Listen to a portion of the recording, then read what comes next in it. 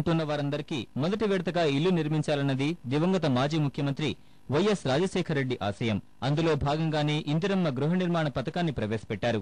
అనుకున్నట్టుగానే పథకాన్ని ప్రారంభించి అర్హులైన వారందరికీ ఇల్లు నిర్మించి ఆయనే స్వయంగా గృహ ప్రవేశాలు చేయించారు. అంతేకాకుండా ఆ కాలనీల్లో మౌలిక వసతుల్లో ప్రధానమైన నీటి వసతిని కల్పించారు. ఇదంతా ఒక ఎత్తైతే నిజామాబాద్ జిల్లా కామారెడ్డి మండలం దేవునిపల్లి గ్రామానికి చెందిన ఓ లబ్ధిదారుడు రాజయ్య సొంతింటి కల 2 ఏళ్లైనా నెరవేరలేదు. దీంతో మానసికంగా కృంగిపోయిన ఆయన గుండె ఆగిపోయింది. ఈ వ్యవహారం జిల్లాలో సంచలనం కలిగించింది.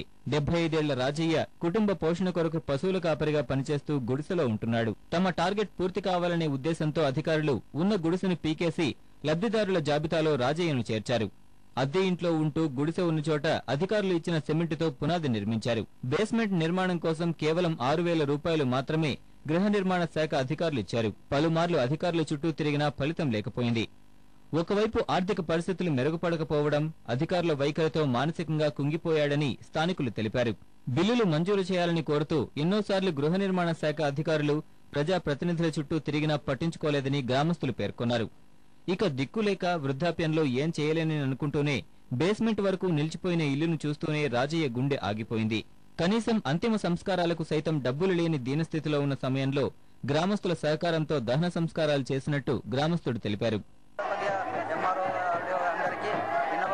ఎంతో మంది పేదలు బలైపోతున్నారు. ఇంకా ముందైనా కాకుండా చూడాలి. ఎందుకంటే మా దేవునిపల్లిలో ఎవరికెవరికో ఉన్నోళ్ళకి వచ్చినాయి దేవునిపల్లిలా, కానీ లేనోళ్ళు వీళ్ళు నేను చిన్న ఉన్నప్పటి చూసిన ఇదే స్థాయి నుంచి ఇట్లనే ఉన్నారు. ఇల్లు లేక గుడిసె ఉండే గుడిసె వచ్చినాయి అనగానే పెట్టుకున్నారు. వచ్చినాయి బిల్లు వస్తామన్నారు 5,000 రూపాయలు ఇచ్చారు. అంతే, అంతకన్నా మించి ఏం చేయాలి? సిమెంట్ ఇచ్చారు. ఈ సిమెంట్ ఏమంటూ రేపు మాకు అనుకుంటే ఇంకా రాలేవమ్మా అని చెప్తారు. పూర్తి కాలే, బిల్లు కాలే, బెంగతో చనిపోయింది. అదే బెంగతో సార్ ఇప్పుడు ఇల్లు లేక కూడా నిరుద్యోగుల